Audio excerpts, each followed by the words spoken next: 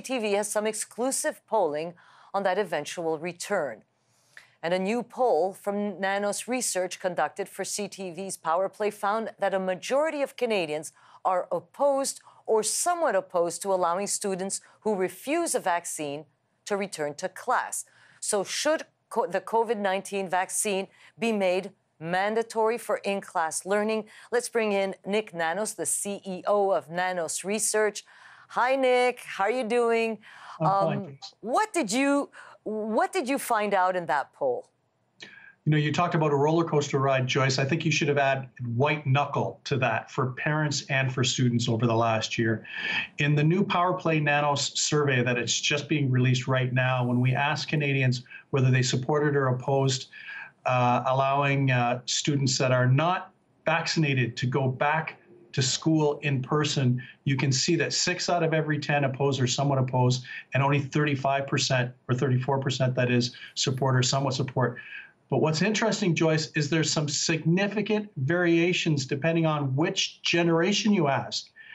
If you talk to Canadians who are 35 to 54, it's much closer in terms of being divided, and it's probably because those are folks with kids who want their kids to go to school and have some sort of normalization. But if you look at older Canadians, they're more likely to oppose or somewhat oppose unvaccinated children going to school in person. So obviously, you know, the pandemic experience has not been uniform across the country. So how did your numbers break down by region? Well, what we found out was that generally there was some variation by region, but the one outlier, and we've seen this across all of the surveys that we've done during the pandemic, have been the prairie provinces.